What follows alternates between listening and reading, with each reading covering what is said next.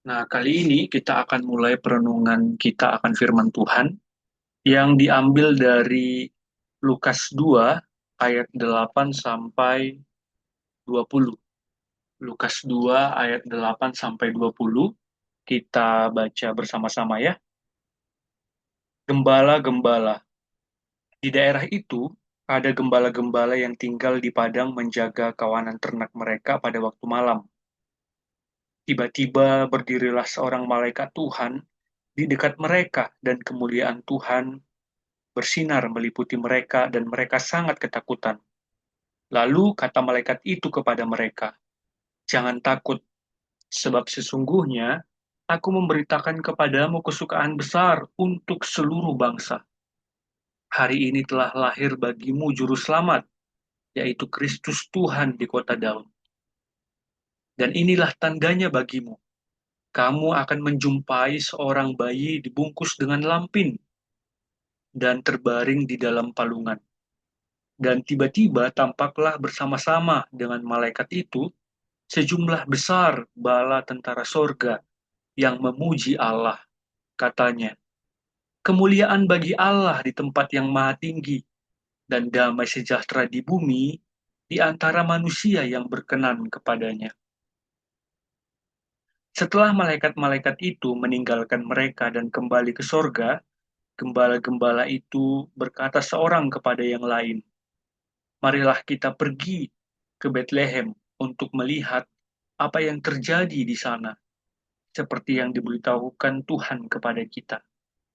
Lalu mereka cepat-cepat berangkat dan menjumpai Maria dan Yusuf dan bayi itu yang sedang berbaring di dalam palungan.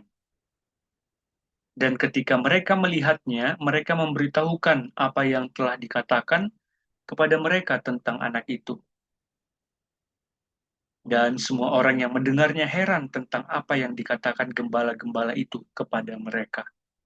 Tetapi Maria menyimpan segala perkara itu sambil memuji dan memuliakan Allah, karena segala sesuatu yang mereka dengar dan mereka lihat, semuanya sesuai dengan apa yang telah dikatakan kepada mereka. Demikian pembacaan firman Tuhan. Nah, kali ini kita akan merenungkan satu bagian yang cukup familiar, cukup terkenal tentang gembala-gembala yang bertemu dengan malaikat dan bala tentara surga pada saat kelahiran Kristus. Jadi, sebagaimana dikatakan di awal bahwa gembala-gembala ini, mereka adalah gembala-gembala yang menjaga kawanan ternak pada waktu malam. Ya, Lukas 2 ayat 8. Bisa kita lihat bahwa gembala-gembala ini tampaknya adalah gembala-gembala yang setia, yang menjaga kawanan ternaknya hingga malam hari. Sebagaimana kita ingat bahwa Palestina itu merupakan daerah yang cukup gersang dan butuh waktu yang cukup jauh untuk membawa kawanan ternak mendapatkan padang yang hijau dan luas. Tentu mereka harus berjalan ya belasan kilometer jauhnya. Lalu akhirnya ketika mereka harus pulang, ya mereka pulang itu bahkan bisa sampai malam hari. Ya mereka adalah kelompok atau bahkan golongan orang-orang yang cukup sederhana, para gembala ini. Kadang-kadang para gembala adalah gembala bayaran, gembala upahan yang tidak memiliki kawanan ternaknya, tetapi dia diupah oleh pihak lain. Akhirnya, ya dia itu harus pergi ya belasan bahkan puluhan kilometer jauhnya, lalu akhirnya mereka harus pulang ke tempat asal di mana mereka tinggal untuk membawa pulang kawanan domba itu. Bisa kita lihat bahwa mereka adalah orang-orang yang sederhana, namun tampak ketika mereka membawa pulang ya kawanan ternak itu hingga malam hari, tampaknya mereka adalah gembala yang setia, ya gembala yang bertanggung jawab, sekalipun mereka ada di dalam kesederhanaan. Nah, ketika mereka berada di dalam perjalanan, tiba-tiba berdirilah seorang malaikat Tuhan.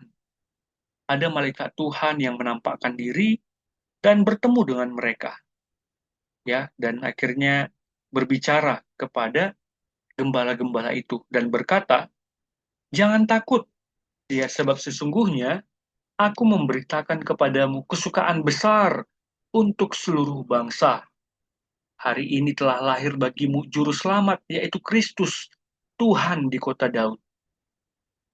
Jadi, malaikat itu datang untuk menyampaikan kabar sukacita, ya, kesukaan besar bagi seluruh bangsa, bagi seluruh ciptaan.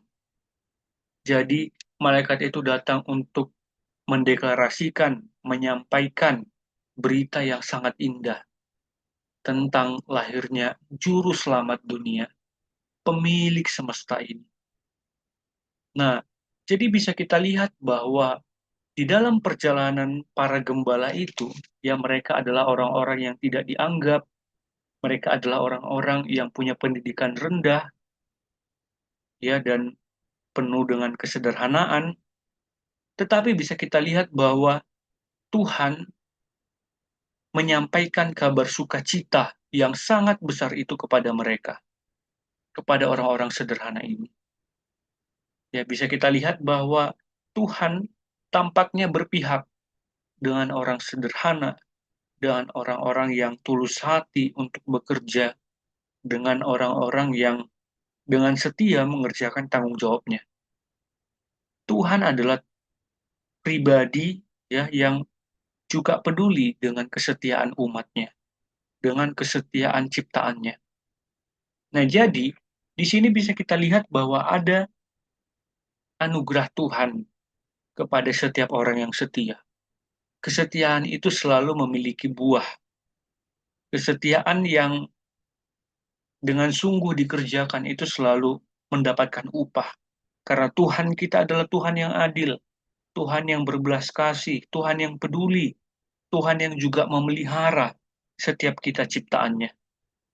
Dan bahkan tadi dikatakan bahwa Tuhan, ya, lewat para malaikat itu menyampaikan berita kesukaan besar untuk seluruh bangsa. Jadi itu adalah sesuatu berita yang sangat penting, lebih penting daripada berita tentang suatu negara tertentu, ya, atau bahkan kepresidenan tertentu. Kalau kita mendapat kabar dari presiden atau petinggi dari suatu negara, mungkin kita akan, ya, penuh dengan sukacita. Tetapi kali ini berita yang didapatkan oleh para gembala itu adalah berita tentang kesukaan untuk seluruh bangsa karena telah lahir juru selamat, Yesus Kristus.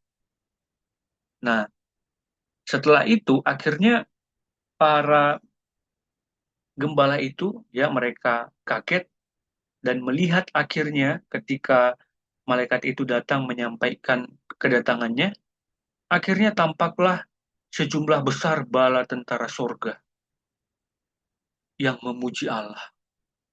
Ya, bisa kita lihat bagaimana perasaan, bagaimana kekaguman, bagaimana rasa kaget yang dialami oleh para gembala itu.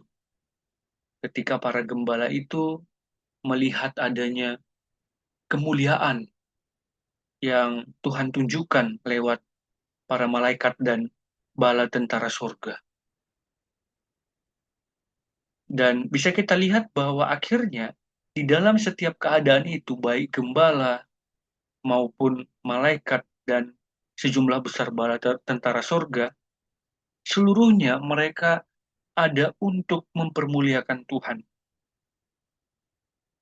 Seperti yang dinyatakan, ya, oleh para bala tentara surga itu. Mereka berkata bahwa kemuliaan bagi Allah di tempat yang maha tinggi dan damai sejahtera di bumi di antara manusia yang berkenan kepadanya.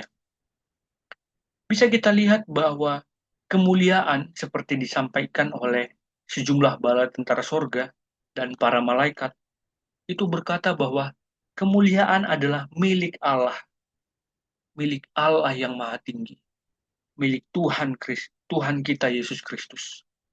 Bagi dialah segala kemuliaan, hormat dari seluruh kita ciptaan. Itu artinya apa? Bahwa kemuliaan itu adalah milik Tuhan. Kemuliaan itu hanyalah untuk Tuhan. Kalau kita semalam itu membahas bahwa hendaknya kita hidup di dalam kesederhanaan, ya, menolak kemuliaan pribadi seperti Asyaweros yang dia itu jatuh kepada hidup hedonisme. Tetapi di sini kita kembali diingatkan bahwa kemuliaan itu hanyalah milik Tuhan. Dan kemuliaan itu memang sesungguhnya hanya ada pada Tuhan. Dan akhirnya dikatakan lagi oleh bala tentara surga itu, kemuliaan bagi Allah di tempat yang maha tinggi dan damai sejahtera di bumi di antara manusia yang berkenan kepadanya. Jadi, kemuliaan itu hanyalah ada pada Tuhan. Dan setelah kemuliaan itu diserahkan kepada Tuhan, maka damailah di bumi. Maka sukacitalah di bumi di antara manusia yang berkenan kepadanya. Ini menjadi ingat-ingatan bagi kita orang percaya bahwa kita harus mengembalikan segala kemuliaan itu kepada Tuhan.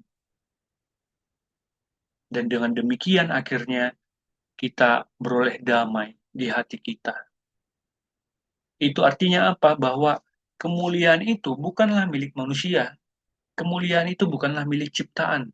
Tetapi kemuliaan itu adalah milik Allah. Dan menjadi bagian kita apa? Yang menjadi bagian kita adalah merasakan damai di dalam Tuhan. Beristirahat di dalam Tuhan. Seperti itu. Ya. Jadi ini adalah hikmat yang dikumandangkan oleh bala tentara surga. Karena memang pada dasarnya segala ciptaan itu diciptakan oleh Tuhan untuk memuji nama Tuhan, untuk bersuka cita, untuk memuliakan Tuhan, untuk menghormati Tuhan. Bukan karena Tuhan kurang hormat, bukan karena dia kekurangan perhatian, tetapi karena dia memang layak, Tuhan memang layak menerima hormat, menerima kemuliaan, menerima puji-pujian dari kita ciptaan. Dan itulah yang disaksikan oleh para gembala, orang-orang yang penuh dengan kesederhanaan itu, orang-orang yang dengan setia boleh melayani Tuhan. Di dalam kesetiaan mereka, mereka melihat pekerjaan Tuhan. Di dalam kesetiaan kita pun, waktu kita mengerjakan tanggung jawab, ada kalanya Tuhan akan menunjukkan kemuliaannya. Ada kalanya Tuhan akan menunjukkan siapa dirinya di dalam kesetiaan kita.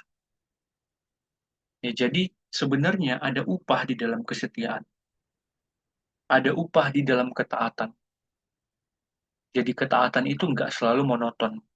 Kadang-kadang kita bisa terjebak di dalam pengertian bahwa ketika kita taat, kita akan bosan, jenuh, nggak mau akhirnya untuk melakukan segala sesuatu.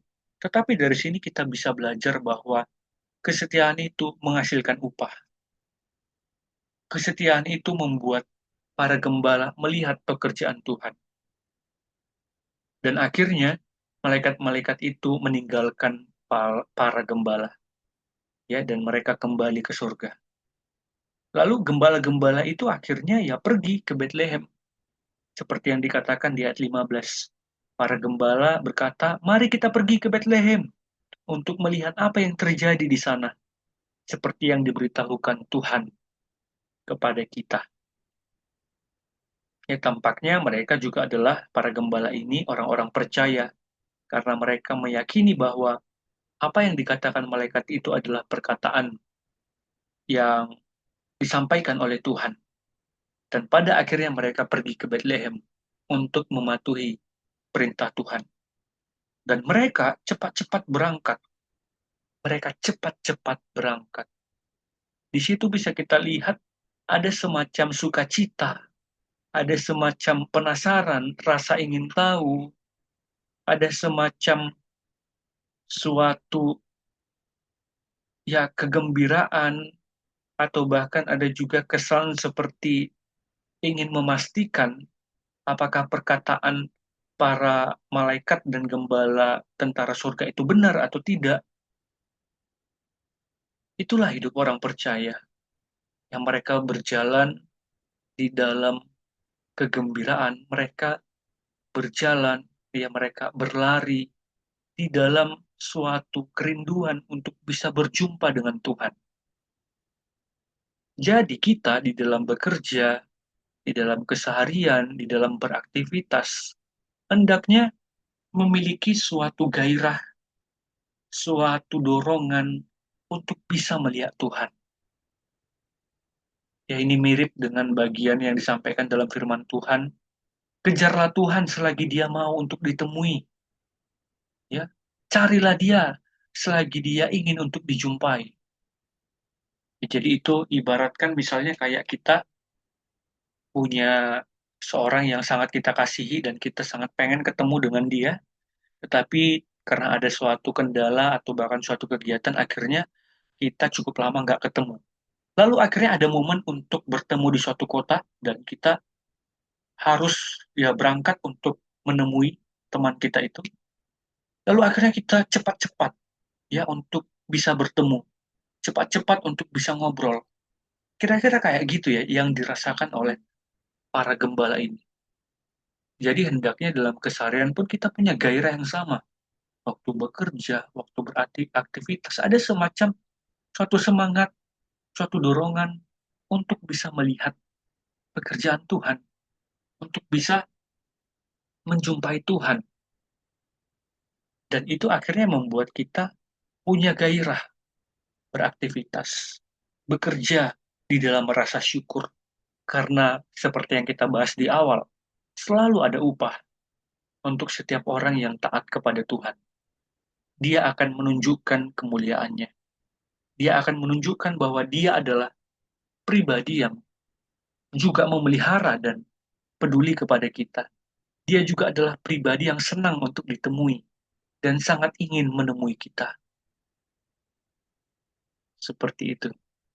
Ya, lalu kalau kita lihat akhirnya ya para gembala itu berlari, ya mereka datang dengan cepat-cepat untuk menemui Kristus yang telah lahir itu. Lalu setelah mereka datang menjumpai Maria dan Yusuf dan bayi itu yang sedang berbaring di palungan, lalu di ayat ke-17 dikatakan, dan ketika mereka melihatnya, waktu mereka melihat Kristus, Tuhan Yesus yang berbaring di palungan itu, mereka berkata bahwa para gembala itu berkata, mereka memberitahu apa yang telah dikatakan kepada mereka tentang anak itu. Artinya, mereka menyampaikan peristiwa apa yang telah mereka alami dan apa yang dikatakan oleh para malaikat dan bala tentara sorga tentang anak itu. Dan akhirnya mereka memberitahukannya dan semua orang yang mendengar heran tentang apa yang dikatakan gembala-gembala itu kepada mereka. Jadi bisa kita lihat ya bahwa itu adalah berita yang sangat sangat menggembirakan, sangat misterius, sangat penuh dengan kemuliaan Tuhan, sampai akhirnya para gembala ya datang bercerita. Mereka bercerita tentang apa yang telah mereka lihat mengenai anak itu. Ya, mereka itu akhirnya menyadari bahwa mereka adalah orang yang sangat beruntung ada di bumi ini sebagai pribadi yang bertemu dengan Tuhan. Mereka menjadi pribadi yang menyadari hidup mereka sangat berarti, yang selama ini mereka ada di dalam pemikiran bahwa mereka ada di dalam kesederhanaan, tidak ada pembela, tidak ada penolong, hidup di dalam upaya yang sia-sia, tetapi dengan melihat pekerjaan Tuhan, dengan melihat kelahiran Kristus, yang mereka menjadi mengerti arti dari hidup mereka. Mereka menjadi tahu bahwa hidup mereka ini adalah suatu hal yang harus disyukuri, harus dirayakan, harus disampaikan kepada banyak orang. Nah, bisa kita lihat ya bahwa ada upah yang Tuhan berikan di dalam ketaatan mereka.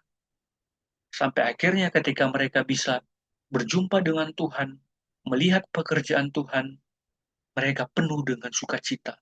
Mereka dipenuhi oleh Roh Allah. Mereka memiliki isi hati dan bahkan perkataan yang terus bercerita tentang kemuliaan Tuhan.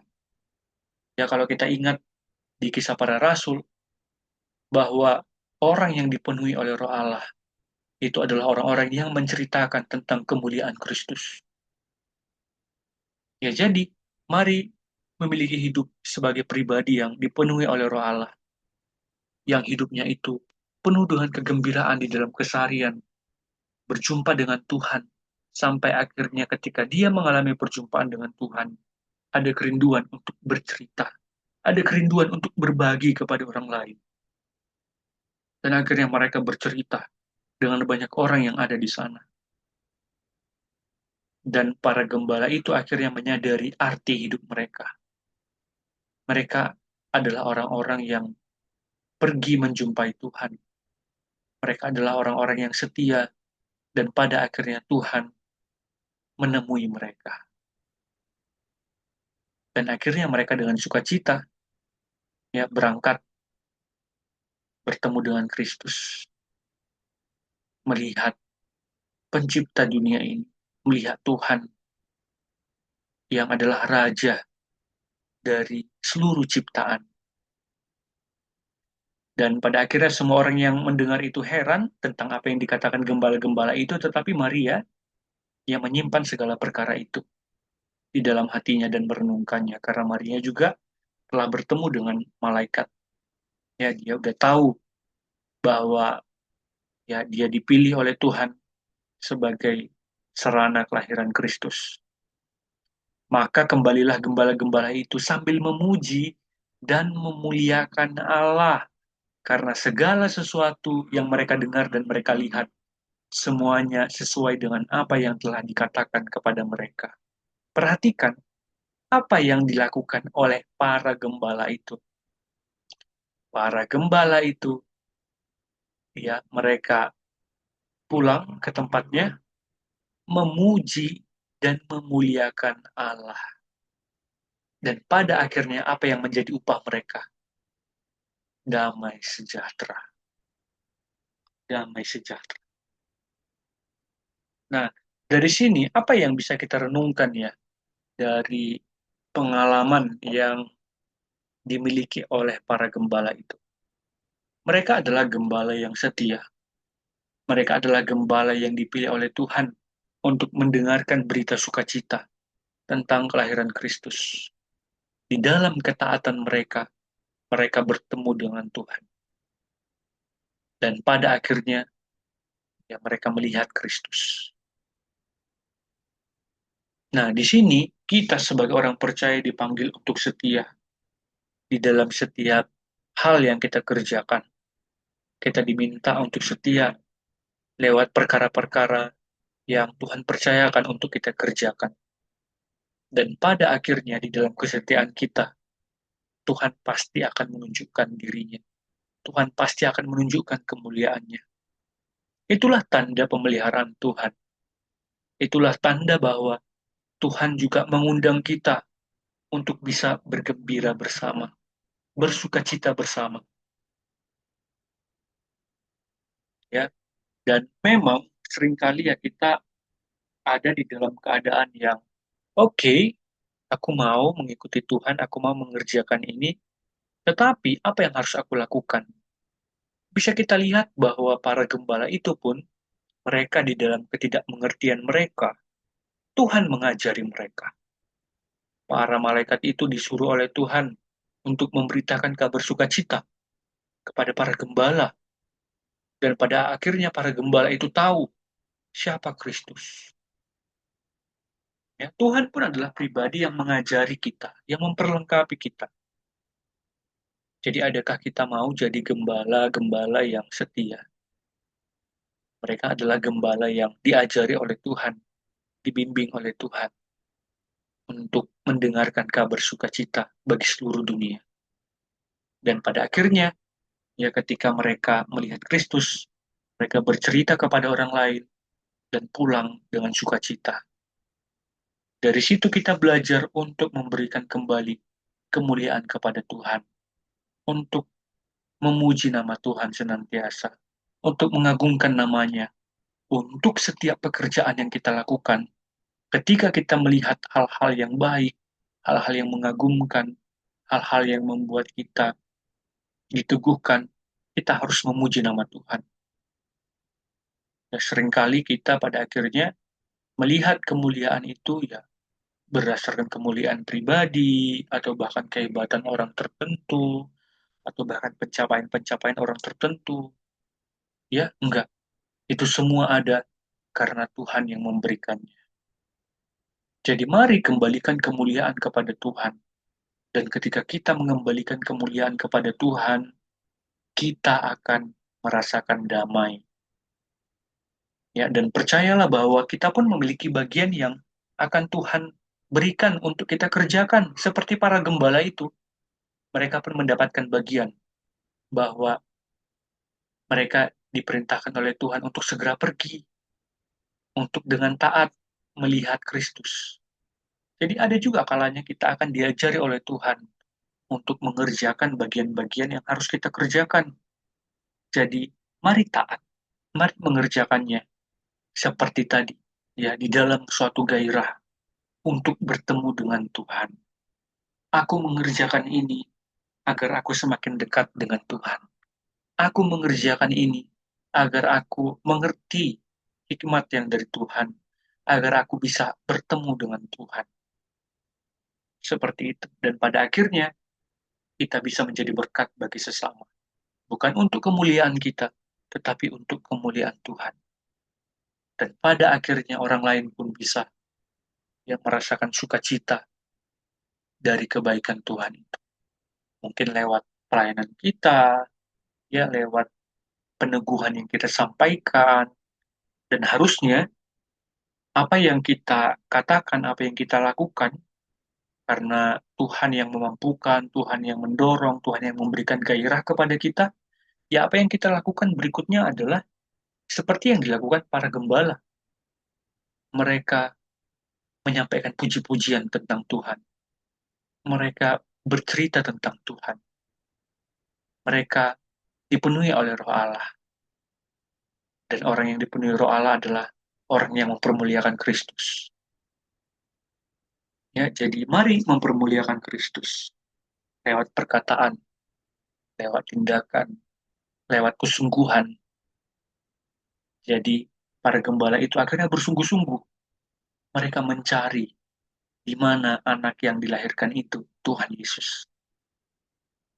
Ya, jadi kita mari di peringatan ya retreat yang kedua untuk menyambut ulang tahun yang ke-28 ya Johansen di tanggal 5 September 2025 ini adalah retreat yang kedua. Mari ya melihat kebaikan Tuhan lewat para gembala itu. Para gembala yang dengan setia di dalam kesederhanaannya Tuhan pun dengan setia memelihara mereka dan menunjukkan berita sukacita yang sangat besar. Dan sekalipun kita pun harus ingat bahwa gembala yang baik itu adalah Yesus Kristus yang akan menuntun kita, yang akan juga menuntun para gembala-gembala lainnya. Bisa kita lihat tadi lewat hidup para gembala itu. Dan pada akhirnya mereka datang mengejar Tuhan, datang mencari Tuhan di dalam aktivitas, di dalam pekerjaan yang sedang mereka lakukan. Mari mencari Tuhan selagi dia mau ditemui. Mari menjumpai dia selagi dia berkenan untuk ditemui. Dan ketika kita ya datang mencari Tuhan, ketika kita datang menjumpai Tuhan, biasanya itu akan berakibat baik kepada sesama. Itu akan berakibat positif bagi banyak orang yang juga hidupnya itu diserahkan kepada Tuhan. Seperti itu ya. Kiranya ini boleh meneguhkan kita. Oke, mari kita satukan hati, kita bersatu di dalam doa. Bapa dalam surga, kami bersyukur ya Tuhan untuk momen sukacita ini di retreat yang kedua untuk boleh merenungkan firman Tuhan, menyambut ulang tahun anakmu ini yang ke-28.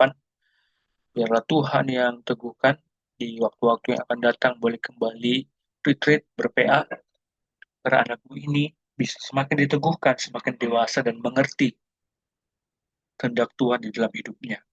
Tuhan ajari, Tuhan jagai anakmu ini, Tuhan pimpin agar dia bekerja dengan gairah, dengan sukacita, sebagaimana yang telah dibahas. Dia bekerja beraktivitas untuk semakin dekat dengan Tuhan, untuk menjumpai Tuhan, untuk bertemu dengan Engkau, ya Allah. Tuhan ajari anakmu ini agar beristirahat dan besok bisa beraktivitas kembali dengan sukacita. Dimuliakanlah nama Tuhan. Biarlah ini boleh menjadi kabar sukacita juga, boleh menyenangkan hati Tuhan. Bukan untuk kemuliaan pribadi anakmu ini, tetapi biar anakmu ini boleh semakin taat dan boleh menyadari kemuliaan Tuhan yang sangat limpah, sangat besar itu. Terima kasih Allah. Ini doa anakmu ini yang dapat anakmu ini sampaikan, dan biarlah firman yang telah dibahas boleh meneguhkan anakmu di dalam kesehariannya, dan secara khusus dalam menyambut ulang tahun yang ke-28. Dan ada acara rencana doa bersama Tuhan hari Kamis, biarlah itu boleh terlaksana dengan baik dan kami boleh dengan sukacita bisa menikmati dan merayakan ulang tahun dan mensyukuri anugerah Tuhan. Dan berikan juga kesehatan untuk anakmu, untuk Bapak, Mama, untuk adik Jubel juga Tuhan yang sertai. Dan untuk KTB, persekutuan doa, dan Tuhan sertai mereka pula. Doa kami melalui nama anakmu, Tuhan kami Yesus Kristus. Kami telah berdoa dan mengucap syukur, sempurnakanlah doa kami ini ya Tuhan. Amin. Oke, shalom.